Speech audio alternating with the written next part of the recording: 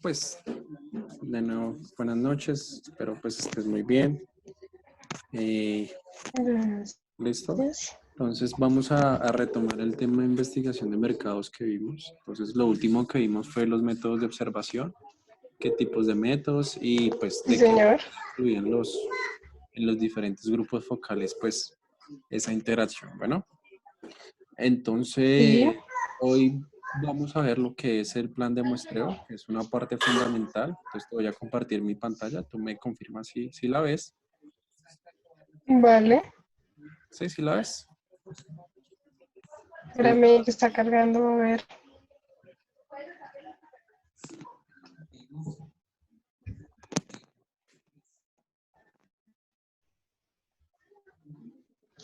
Espérame a ver si carga.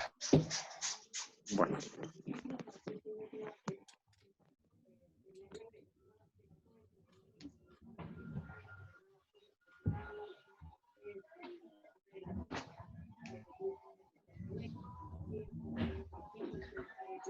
Esto es regular.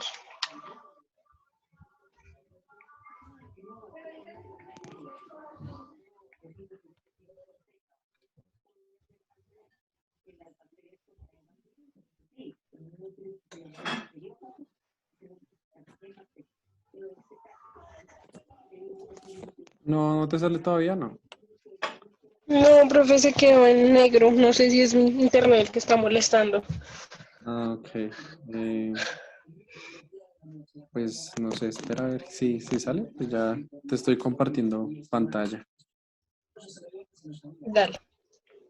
Listo, voy a volver a intentarlo, a ver si puedo volver a...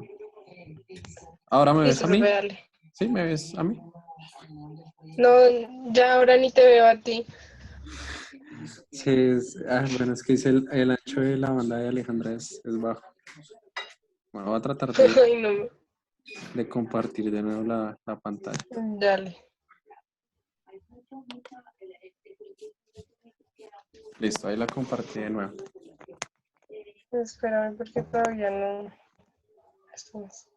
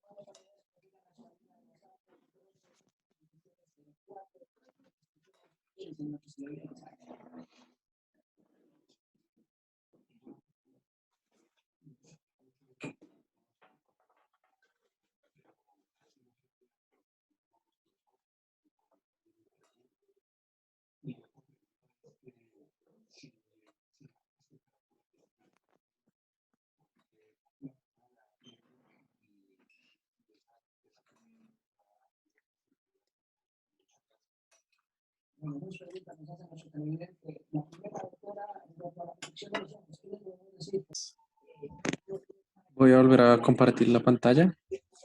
Me dice Dale. si la ves. Sí, ahora sí ya. Listo. Entonces, pues el tema es el plan de muestreo, ¿sí? Que Sí. es una de las partes más fundamentales dentro de la investigación de mercados, ¿no? Sí. Entonces, bueno, ahora, esto surge a partir de que, pues para poder hacer una buena investigación de mercado, yo tengo que seleccionar una muestra. ¿No? Entonces, esa Sí. muestra tiene todo un proceso y es el que se conoce como el plan de muestreo. Entonces, la definición Sí. que este tiene es el plan que se realiza para determinar la selección de las muestras necesarias de la investigación. ¿Esto para qué? Pues porque si yo tengo una población de 20.000 habitantes, pues no puedo pues investigar a los 20.000 porque sería muy costoso y sería un trabajo imposible. ¿Listo? Sí, Entonces, tiene un papel importante porque pues a partir de ello es que resolvemos todas las inquietudes de, pues, de la población que tenemos. Hay como un esquema, ¿sí? Bueno, previo a eso, pues hay unos conceptos claves que hay que tener en cuenta. El primero es la población, ¿sí? Entonces, ¿qué es sí, la población? Pues el número total de habitantes o el conjunto de elementos que nosotros vamos a estudiar. ¿Sí? Luego viene una parte que es importante, que es el censo, ¿sí? Entonces el censo me permite a mí conocer más a fondo cuáles son las características y atributos que tiene esa población. ¿Listo?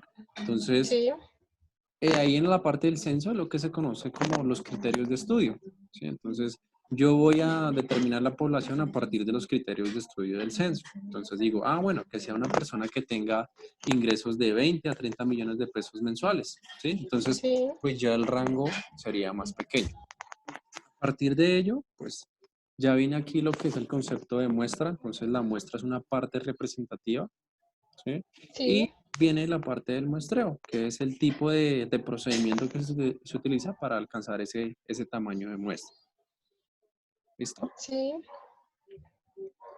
Entonces, hay como una serie de parámetros, pues lo primero es definir la población, ¿sí? Entonces, los elementos, ¿qué elementos o qué atributos tiene esa población? Las sí, unidades, entonces, las unidades son esas características que son cuantitativas, ¿sí? Y que se pueden reflejar como un criterio de estudio, ¿no? El sí, alcance, pues, podría ser o lo podríamos relacionar con el lugar en donde se va a hacer pues, el proceso de muestreo, ¿sí?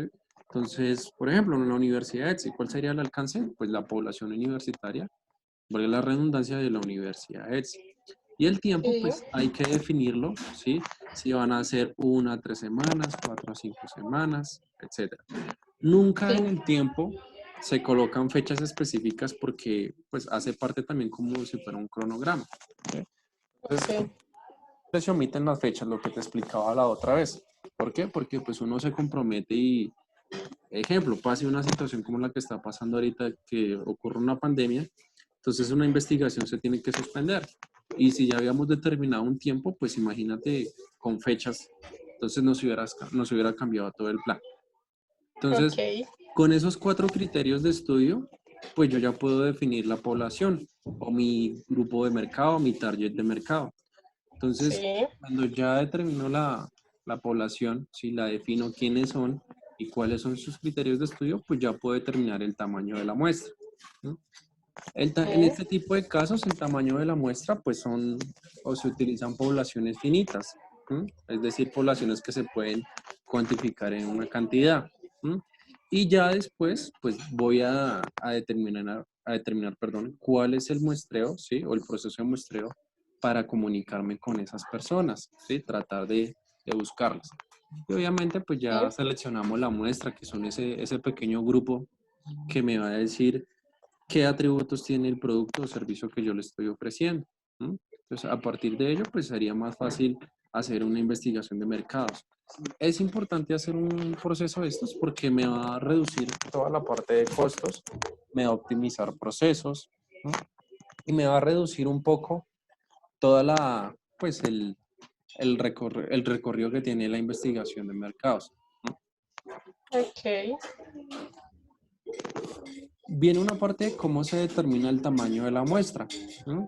Entonces, una pregunta que es muy frecuente es, ¿cuántas personas deben ser entrevistadas? ¿Mm? Lo que yo te digo, si tengo una población de 1.000 personas, yo no puedo entrevistar a las sí, 1.000 personas, ¿no? Entonces, viene todo el proceso del tamaño de la muestra. Por eso es que en todas las investigaciones hay que ser muy incisivos en ese proceso, ¿no? sí, Porque ya lo que yo te explicaba, uno puede realizar unas pruebas de mercado con el tamaño de la muestra o con una partecita de ese tamaño de la muestra. Hay que tener sí, claro que pues uno determina la muestra, pero no siempre pues va a tener la razón esa o va a ser un 100% de la muestra. más nos da un Sí. conocimiento de qué es lo que necesitan o quieren las personas, pero pues no nos da un, como tal, un 100%. ¿Me escuchas?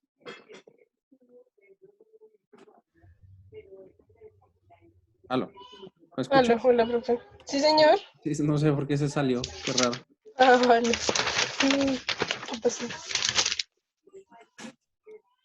Listo, entonces, yo voy Listo. a poner acá.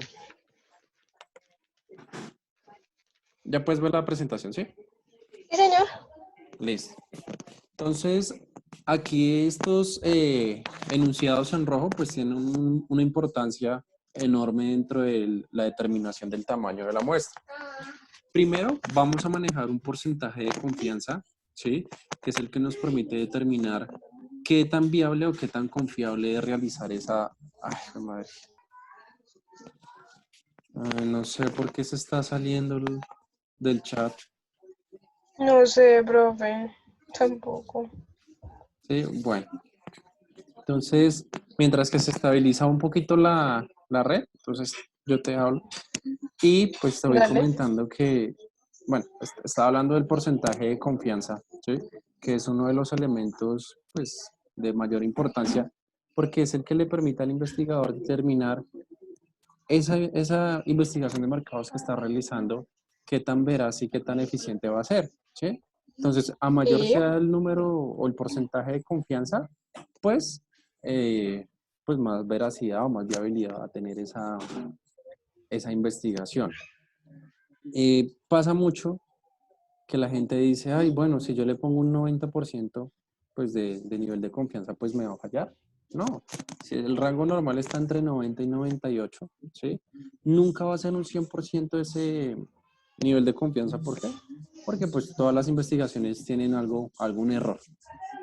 Sí. Entonces, siempre eso. Al momento de utilizar el porcentaje, ¿sí? de, de confianza, nosotros no utilizamos como tal la información 95%, que me vendría representando 95%, el Sí. 0.95, perdón. Pero lo único que hacemos es ese valor de 95%, pues lo buscamos dentro de la tabla de distribución normal estándar, ¿sí? Entonces, cuando yo hable de Sí. 95%, pues mirando la tabla me va a dar 1.96. Ahora sí voy a tratar de compartirte de nuevo pantalla. A ver Vale, profe. si funciona de nuevo.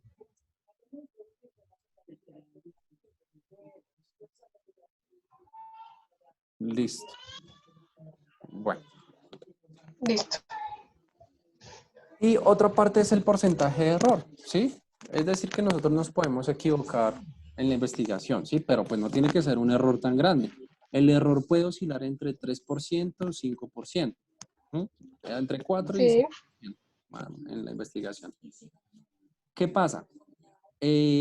Pasa mucho que la gente dice, ah, bueno, si utilizo un nivel de confianza del 95%, tendría que usar un porcentaje de error del 5% para que me complete el 100%. No. El nivel de confianza es independiente al margen de error o al porcentaje de error. Entonces, Sí. digamos, podemos utilizar un 95% de confianza y un 3% de error. ¿Mm? Lo otro lo dejamos Sí. ahí al aire, pues porque no es necesario completar el 100%. Viene un tercer ítem que es el nivel de variabilidad que se calcula para comprobar la hipótesis. Es lo que vamos a Sí. conocer como P y como Q. ¿Sí? Entonces, es la Sí. probabilidad de que algo pase. Entonces, si es una investigación nueva, ¿sí? Que no tiene ninguna investigación previa, ningún estudio previo, pues el nivel de confianza, perdón, de probabilidad, ¿sí? Entonces, ¿cuál sería? 50 y 50, ¿cierto? Porque Sí. puede que suceda y puede que no suceda. Eso es lo que se maneja en la hipótesis. Pero Sí. hay diferentes casos en donde pues el nivel de confianza, el nivel de variabilidad, cambia, ¿sí? Cuando hay estudios previos. Entonces yo ya no pongo un 50 y 50, sino la probabilidad de acierto yo la puedo poner más alta que la de desacierto. ¿Mm? ¿Por qué? Sí. Porque ya tengo una base previa a ese estudio. Sí. Entonces hay dos tipos de población. Entonces vamos a encontrar la población infinita y la población finita. ¿Mm? Entonces, esa población infinita, ¿qué características tiene? Que el número no puede ser cuantificable, ¿sí? Por eso su nombre lo dice, es infinito. El caso que poníamos de cuántas estrellas hay en la galaxia, ¿sí? O cuántos granos de arena hay en una playa, pues sería algo infinito, ¿no? Pero Sí, igual, el hecho de que haya una población infinita o no se conozca como tal el dato exacto de su población no quiere decir que no se pueda aplicar un muestreo, ¿sí? Se puede aplicar, pero obviamente sí existe cierta desconfianza en ese aspecto porque pues no va a ser muy exacto, ¿no? Normalmente cuando uno aplica ese tipo de, pues, de muestreo en ese tipo de población, pues va a oscilar entre 300 a 400 individuos de estudio, ¿sí? Porque es como un número ok, estándar. Viene la población finita, que es una población que ya se puede cuantificar, ¿sí? Que tiene ciertas características y se determina a partir de los criterios de estudio. ¿Sí? Entonces, por ejemplo, yo tengo inicialmente 10.000 personas en mi población, pero ¿qué pasa? Cuando yo empiezo a hacer todo mi desglose de criterios de estudio, de, de cuáles son las características, las unidades, ¿sí? El alcance de esa investigación y en qué tiempos, pues esos criterios de estudio me van a permitir determinar o segmentar esa población y sacar otra población finita, ¿sí? Más sí, reducida. Y a partir de esa población, pues yo ya hago mi tamaño de muestra. ok, Hay pues las fórmulas, entonces podemos observar que en la población infinita tenemos que n es igual a z al cuadrado por p por q sobre e al cuadrado. al cuadrado, sí. Entonces, n ¿qué es? El tamaño de la muestra, ¿sí? Es decir, la población, bueno, el tamaño que vamos a buscar. Aquí no hablamos de población porque como es infinita, pues no tenemos un número exacto, ¿sí? Z es Ujú, el nivel de confianza, podría oscilar en este caso entre un 90 a un 92%, porque pues no hay como una certeza de cuántos individuos pues podamos obtener.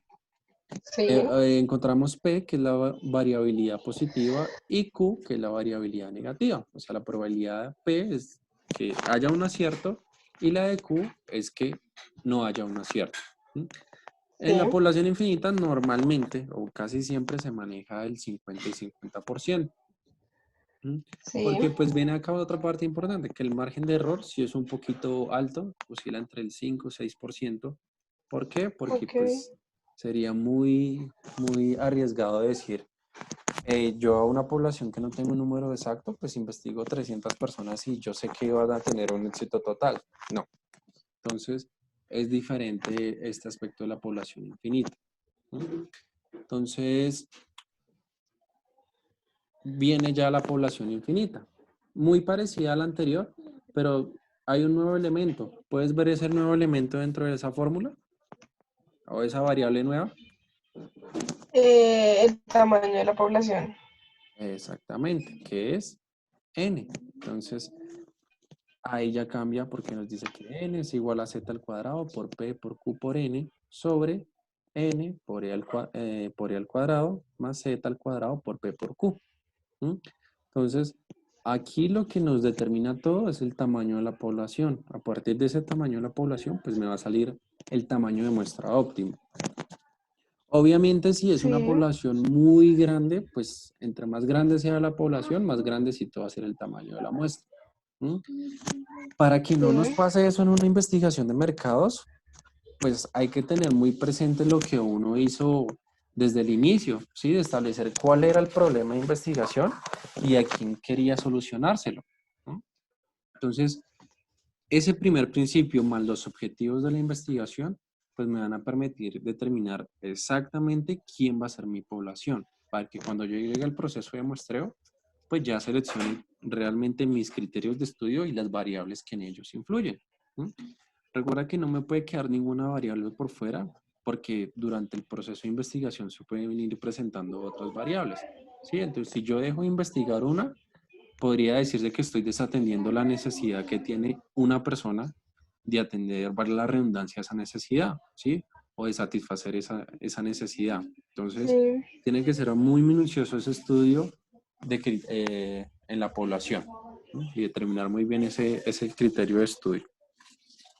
Aquí ok, pasamos o se tiene muy en cuenta en la tabla de distribución de frecuencia normal estándar, ¿no? Y pues los valores que se toman normalmente, lo que te decía, oscilan entre del 90 al 98%, ¿no? O el 99% también está incluido. No sé si estadística cómo se encuentran esos valores. Eh, sí, sí bueno. Entonces, eso es pues, información que tú ya manejas muy bien, ¿sí? Entonces, como puedes observar, sí, señor. 5% es un rango normal, ¿sí? Estándar. ¿Por qué? Porque ni está muy alejado de la realidad, ni muy positivo, ni muy negativo, por decirlo así. Entonces, está, Sí, ¿sí? Yo digo, bueno, entonces me facilita a mí todo ese proceso. ¿Mm? Y el dato que yo voy a utilizar en la fórmula de la población finita no va a ser 95%, sino 1,96. ¿Listo? Porque muchas veces se equivocan sí, los estudiantes al decir, bueno, como es 95%, pues yo aquí en Z coloco el 0,95. ¿Listo? Entonces ahí mm, cambiamos ese dato. sí, Viene ya después de que uno selecciona esa muestra, sí, tiene en cuenta si va a trabajar con una población finita o infinita, pues debe pasar al estudio pues, de cómo hacer ese procedimiento de muestreo. ¿Mm? Encontramos el muestreo probabilístico y el no probabilístico, que son los dos pues, tipos de muestreos que conocemos. Entonces, en el probabilístico, pues lo que lo diferencia es que cada elemento de esa población, cada individuo, tiene la misma oportunidad de ser seleccionado para esa muestra. ¿Mm? Entonces, ¿yo cómo puedo tener una muestra así? Pues, por ejemplo, cuando uno le hacen toda esa investigación y compran toda la base de datos, ¿mm? Entonces ellos tienen un listado y podrían mandarlo a un Excel y aplican la fórmula de aleatorio. ¿Mm? Entonces, ahí podría utilizar un tipo sí, de probabilístico. Cuando no es probabilístico, pues los elementos ya dependen mucho del criterio que tenga el investigador. ¿Mm? Esos criterios tienen que estar ok, muy soportados de acuerdo a la justificación y a los objetivos que tenga de esa investigación de mercados. No puedo decir que, no, yo le voy a preguntar a mi compañero, pues porque es mi amigo de toda la vida. No, simplemente que esos criterios deben ajustarse a la investigación que nosotros estemos desarrollando. ¿Mm? ok, Normalmente, ¿sí? En la investigación de mercados se utiliza el probabilístico, pero en ocasiones podemos utilizar el no probabilístico. ¿Mm? Entonces, ¿cómo lo sí, podría utilizar yo? Entonces, yo voy a desarrollar un prototipo de una máquina, ¿sí? Y resulta que ya no ha habido investigaciones. Entonces, tengo una serie por ejemplo, tengo una población de 10 investigadores que desarrollaron la misma máquina, ¿sí? Pero pues no todos podrían tener sí, el mismo tiempo para mí. Entonces, lo único que yo hago es miro mi criterio, ¿sí? A partir de lo que yo quiero estudiar, de las variables de estudio, y selecciono el especialista que yo desee. ¿Mm? Cada persona que yo investigue o le haga ese tipo de muestreo, pues me tiene que entregar una información valiosa. Recuerda que toda esa información se va a transformar en datos importantes para mi investigación. Entonces, tanto sí, muestreo probabilístico tiene diferentes tipos de muestreo. Entonces, en el muestreo probabilístico vamos a encontrar el más famoso de todos, que es el muestreo aleatorio simple, ¿sí? Que es el más. Entonces, sí, metemos todos a una base de datos y le damos aleatorio y ahí me salen las personas. ¿Qué pasa con este tipo de muestreo aleatorio simple? Pues que las personas pueden repetirse durante ese proceso, ¿cierto? sí, Entonces, ahí yo podría, bueno, cambio a este porque se me repitió. ¿Mm? Ahí digamos que ese es el manejo que se le puede dar. Luego pasa el muestreo sí, restricto aleatorio. ¿Mm? Tiene la misma dinámica del aleatorio simple, pero el irrestricto, ¿qué me dice? Si se le repite un dato, usted no lo puede reemplazar. ¿Listo? Esa persona se quedó dos Sí. veces, se va a tomar como una vez y se queda esa persona. ¿Qué pasa en este caso? Que ahí, digamos, el tamaño de muestra se me va a reducir un poquito. ¿Mm? ¿Por qué? Porque corro el riesgo de que se me repitan los datos. Ahí va a influir mucho cuando esté haciendo el proceso el margen de error. ¿Por qué? Porque entre menos personas yo tenga en relación a mi tipo de población, pues no va a ser tan 100% segura esa muestra. ¿Mm? El muestreo aleatorio estratificado, pues está como, por decirlo así, por un orden jerárquico de las variables que yo quiera estudiar. Entonces, por ejemplo, tengo una base de datos de 100 personas. ¿Mm?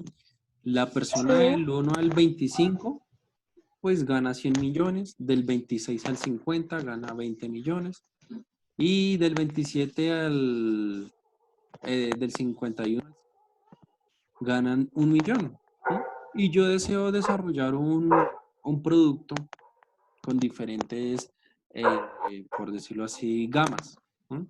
Entonces a la gama alta yo quedaría, bueno, primero estudia los 100 y yo voy a poder determinar que los 100 están interesados en mi producto. Listo, perfecto. Ese es un tamaño de muestra. ¿Cómo lo estratifico? Pues como es una gama, yo la gama alta no puedo incluir a las personas que tienen ingresos por debajo de 1 millón, ¿sí? Entonces ahí se me reduce, Sí. pero no estoy dejando a un lado mi población total. Simplemente estoy Sí. estratificando la información para que cuando yo realice ese proceso me salga más exacto, ¿sí? No tenga tanto error. Y en el proceso sistemático es pues la utilización de todos esos variables, vale la redundancia, sistemáticas, pues, que me permiten tener un tamaño de muestra pues mejor. ¿Listo? Encontramos Sí. el no probabilístico. ¿Mm? Y en ese probabilístico pues vienen tres procesos diferentes. Entonces encontramos el muestreo de conveniencia, ¿sí? Y ese muestreo de conveniencia, ¿qué me dice? Bueno, según lo que a mí me convenga de investigación, ¿yo qué prueba hacer? Bueno, entonces, si necesito que un experto me dé el resultado de la producción de una máquina X, pues a mi conveniencia como investigador, yo le pregunto exclusivamente a ese investigador por eso. ¿Sí? Entonces, tengo Sí. mi población de 10 profesionales. Entonces, tomo uno de esos porque a conveniencia de mi investigación yo necesito esa información. ¿Sí? Muestreo de juicio. Entonces, voy a decir ahí, bueno, pues ya necesito opiniones de diferentes expertos. ¿Mm? Voy a investigar o a preguntarle de esa población de 10 expertos a 5, a ver qué me dicen. Cada uno me va a dar su punto de vista o opinión. En algunas cosas van a concordar, pero al juicio del investigador, pues va a jerarquizar o denotar cuáles son las variables o cuál es la información más relevante y la que influye de manera positiva en mi investigación. ¿Sí? Entonces ahí ya depende del criterio del investigador, el número de personas, ¿sí? Y pues el criterio de estudio que tenga para llevar a cabo ese proceso. Y muestreo por cuotas. Yo podría estudiar una variable, ¿sí? Con esa población, luego cambio mi población, estudio otra variable, ¿sí? Y voy armando como elementos que me permitan saber un resultado final en ese proceso de probabilidad. Sí. ¿Listo? Entonces, en eso consiste la determinación del tamaño de la muestra. ¿No? Entonces es importante tener presente los criterios de estudio, ¿sí? Desarrollarlos muy bien. Entonces, si se me queda por fuera un criterio de estudio, pues yo podría estar dejando por fuera a una persona que le puede aportar información valiosa a esa investigación. ¿Sí? Sí. Entonces, en el Classroom te voy a dejar como unos pequeños ejercicios, ¿sí? Ok. En donde puedas determinar pues el tamaño de muestra óptimo, ¿sí? Y cuál sería, decirlo así, una conclusión en ese ejercicio, ¿vale? Eh, Sí, claro. Se me pasó por alto. Bueno, te voy a contar la dinámica de la clase. Entonces, como nosotros vemos 4 horas semanales, pues la idea es No me voy a poner a comprar. ¿puedes apagar el micrófono? Perdón. Listo, ya. Gracias. Bueno, entonces te voy a comentar la dinámica. Entonces, como vemos 4 horas semanales, pues 2 las vamos a utilizar para hacer, por decirlo así, clases sincrónicas, es decir, las videollamadas, y otras 2 para desarrollar así trabajos que te cargue ahí en el, en el Classroom, ¿sí? En cada clase, pues como si estuviéramos cumpliendo, yo te envío el formato para que lo llenes, ¿sí? Y pues el formato de asistencia, el que te envío ahorita, entonces lo llenas ahí. ¿Cómo sabes? Ay, se cayó otra vez. Listo, entonces, ¿cómo sabes que, que hay trabajo? Pues ahí en la parte de trabajos de clase, pues te va a salir semana por semana y ahí va a salir el tema que vamos a ver cada semana, ¿sí? Entonces, cuando, por ejemplo, deje un trabajo, hay que estar pendientes de la fecha de entrega, ¿sí? Y pues nos toca cumplir con eso. ¿Por qué? Porque las notas que se saquen, pues automáticamente se van a cargar ahí en el Classroom. ¿Listo? Eh, bueno, los encuentros sincrónicos también pues los vamos a utilizar para resolver dudas e inquietudes, por ejemplo, de una tarea de investigación que te deje, eh, de un problema, unos ejercicios, ¿sí? O de la socialización de un cuestionario. Entonces, para que estés muy pendiente. Bueno, entonces, no sé si puedes activar un momentico el micrófono, por favor. Ya, profe, qué pena. No, tranquila, no te preocupes. ¿Listo? Entonces, ¿tienes alguna duda, alguna inquietud? No, no, señor. Listo, bueno, Alejandra, entonces, por el día de hoy vamos a dejar ahí. En el curso del Classroom te voy a compartir la presentación y pues de paso te voy a adjuntar Vale. unos ejercicios para que los desarrolles aplicando la fórmula tanto de población finita e infinita. ¿Listo? Entonces, esa información, Listo, pues dale. vas a sacar una conclusión de cada ejercicio y lo socializamos el día lunes. ¿Bueno? Entonces, esto era como un complemento de Listo, lo que profe. habíamos visto la última vez. Y pues como en este caso un lunes festivo, pues nos toca ahí amortiguar esa clase tanto virtual como asincrónica. Pues por eso te digo que utilicemos Ok, dale. una hora de sincrónica y otra de asincrónica. ¿Listo? Listo, dale. Entonces, pues te agradezco mucho, que tengas una excelente noche y nos vemos el día lunes. ¿Listo? Vale, profe, gracias. Bueno, que pases buena noche. Igualmente.